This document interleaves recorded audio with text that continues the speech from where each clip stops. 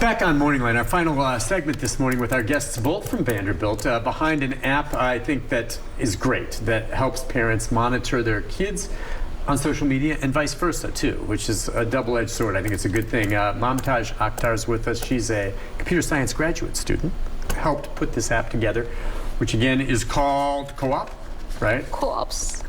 And then Pamela Wisniewski's with us, also professor at Vanderbilt. All right, so final segment here. Where do we go from here then? You have the app. By the way, does the app cost anything? Well, right now, the app is still in beta version. Okay. So we're running additional user studies, and Mamtaj is actually doing some data analysis on the next study that she did with not only parents and teens, but also friends and other family members to see how well this app works to help manage the privacy and security of your community together. Yeah. Because how we manage what we do online shouldn't be an individualistic endeavor. It should be something that we do as a community. Right. So. Yeah, so the interesting findings we found so far that like most people say that, well, these apps kind of like increase your awareness regarding the mobile privacy, like what are the permissions you are giving to these apps. So it's more focused on not just what are the apps you are using, it's more focused on like what are the like sensitive information you are sharing with those apps. So meaning personal information. Yes. It could be anything from just secrets that you have your contacts data, your emails, your browser history, your all that stuff. Yes, camera, microphone. And that's basically all that stuff tells anyone who gets access to it exactly who you are. That's the real stuff. It's not stuff you post yourself. We know most people that post stuff lie. It just is on social media. You're lying. You're not telling the full truth. Everyone's living a great life. No. You get in there, that's where people can. Financial stuff, right? What else? Yes. I mean, all that.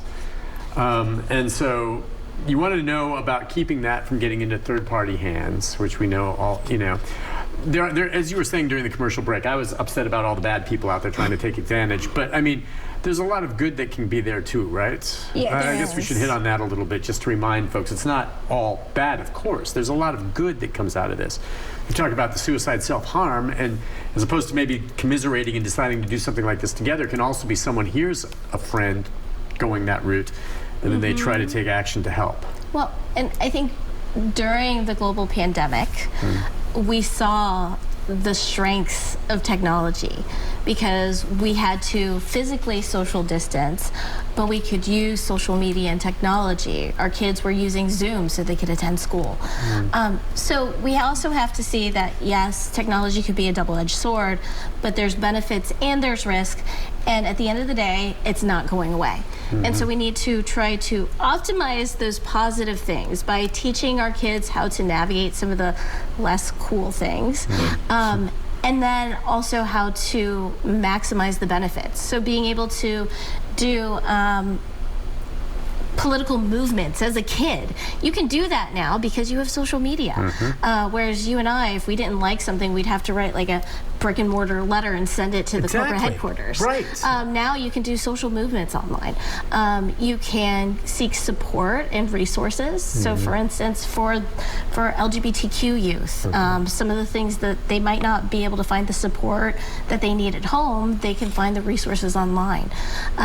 It's just really important that we see the benefits of the internet because unfortunately, like if we sit here and talk all day about all of the bad things that can happen, we're not focusing on all of the good things that it brings us. Like, for instance, you and I wouldn't be sitting here today with Mamtaj if we hadn't found each other through electronic mediums, right? There are a ton of positives as well. I'm glad we need to say that. Let's take a call from Les. Les, good morning. Hi, Les. Good morning. Morning. What's on your mind? I just wanted to know what I could do about, I know who's hacked my phone and Ring cameras, and as well as my indoor cameras, and what legal action can I take with that? How do you know they hacked? What kind of impact has it had on you? Well, it's been pretty devastating because I'm not real familiar with, how to prevent this from happening. Well, how do you know it's happening? They've hacked it and they're using video from your home, or how do you know it's happening? They want me to know that they've done this.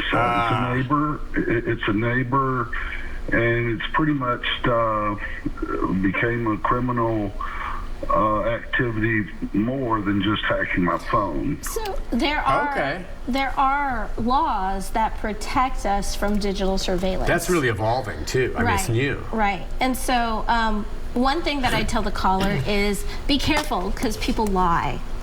So sometimes they say, I hacked into your laptop and I know what you've been doing, and you need to give me $500 That's what I was talking about earlier. Exactly. And it's a bunch of hooey. And so without the proof, it might just be empty threat.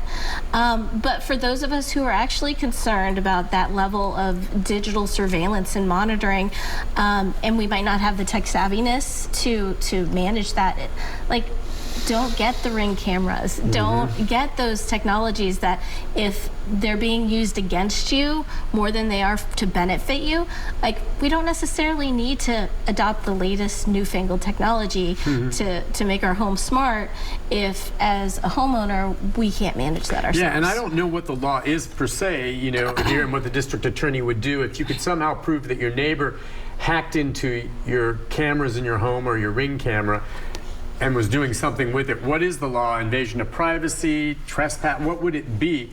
But I do think Les needs to. If your neighbor's just threatening this, think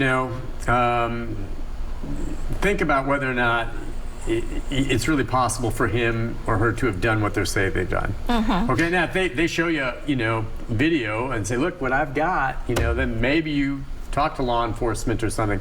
But most of them at this point, I really doubt that they hacked into his Ring camera. Right. Maybe they did, but they're making, I think, an idle threat. You can tell them to go jump in the lake. But if they have proof of it, then maybe you take another step of talking to law enforcement. But that's the other part of this that's evolving right now. Your app allows people on both sides to consent to see what's going on. And that's what's great. It's consent. I mean, is the thinking here that a parent should not get hold of their child's phone and download co-ops without them knowing it? Now, they'll see it maybe eventually, but if they have hundreds of apps and you put it down there near the end, they may not even know you put it on there. Right. And the research that's out there, or the latest research, is that it's unhealthy for us to do that covert surveillance of our children because it erodes trust. Yeah, once they discover it, they're like, what are you doing here? I agree. I guess. I mean, it shows that, if teens think that they're being oppressively monitored to a point that they can't trust their parent, teens in our studies have actually called their parents stalkers when they get that to level. And they're ingenious enough to go out and get a burner phone and use that to be able to get around that oppressive monitoring. It's the same ways in the past before social media where parents would go into a teen's room, find their diary under the bed, and read their diary. And that's an awful thing. Thinking, well, I'm going to get in there, and now maybe they do it and don't tell the teen, and the teen never knows. But that's an invasion of privacy. That never would have occurred to me to do with my son.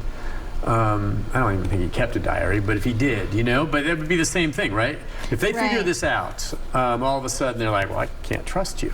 You're going behind my back, which tells me you don't trust me.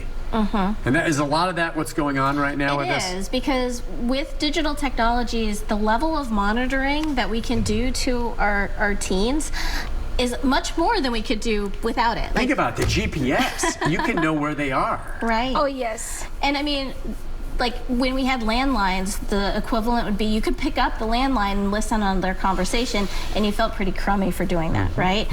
But now we have apps that give us the ability to see every message that our teen sends and receives, which is the same exact thing, but we're not seeing that as potentially problematic. What teen talks on the phone anymore, right? Right. It's all text, and so you can get on there and look at something like that. All right, so, any parting shots that you want to share, just, parents moving forward, the app's not then really to the point now where it's widespread available or anything like that, but it's going that direction. I assume there must be other apps along those lines as well, right, out there? I don't know. I mean, well, there's parental monitoring and control software, but I think it's really important to look at the different features to see what's the right fit for your family.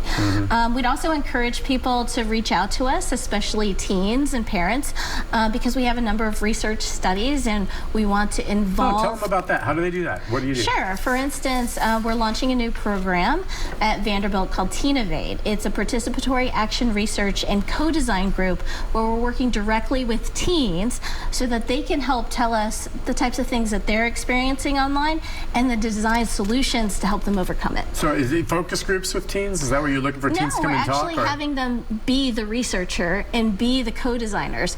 We're in a Department of Computer Science, so it's our job to build new technologies that meet users' needs. Okay. And so it's actually more engaged than just having them come in a focus group or an interview. Is actually having them work on projects together with us. So would they just contact Vanderbilt Department of Computer Sciences, or do they go online? Is there a website? I don't know if we have a number to put up, well, but is there, what would you suggest? Our website is stirlab.org, STIRLAB.org, and they'd be happy to reach out to me, and one of our PhD students can contact them back.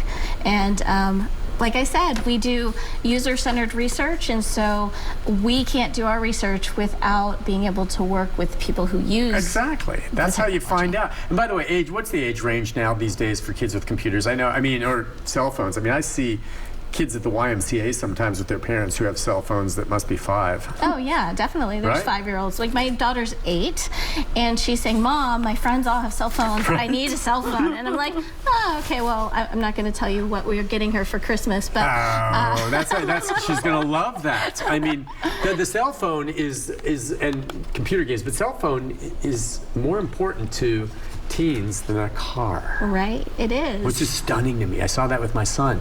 It's like, we had the car ready for him because he had to take it to work and all this. And he didn't even bother getting his driver's license till we forced him. Man, I couldn't wait to get a driver's license when I was in high school to say, okay, that's independence. And now its cell phone is taking the place of that for teens. Yes. Or social, or whatever, right? Right, because that's how you stay connected these days. Yeah. Right? And I think it's really important that we acknowledge the importance in a youth's life, because as a parent, if we say no social media, that might make them an outcast at their school. Oh, it would. Right? It would. The one kid who doesn't have it it doesn't look. And I understand why you want to put off the cell phone as long as possible, maybe. Right. Yeah. But you just hit it on the head. Those parents who think they're doing the right thing, it's not a good idea. Yeah, one of the example of the blessings of this social media. So we did a recent study on the LGBTQ youth participants. So they shared their mental health issues with their peers. They're connected through the private messages on Instagram. So they seek support, and also they get the support from their friends they're connected with. So this is one of the really good sides of the social media. So I'm gonna say it's not always just bad. Yeah, right. And I'm glad you pointed that out. Listen, this is a great show. I hope this helps some folks listening or whatever. And let us know when that app gets up and running, to the point and how that plays out. Thank you both for coming on. Keep up the good work over in the Computer Technology Lab. All right. Lots of stuff thanks for happening over having there. us. All right. Be back with a programming note right after this. Stay with us. Thanks, you guys.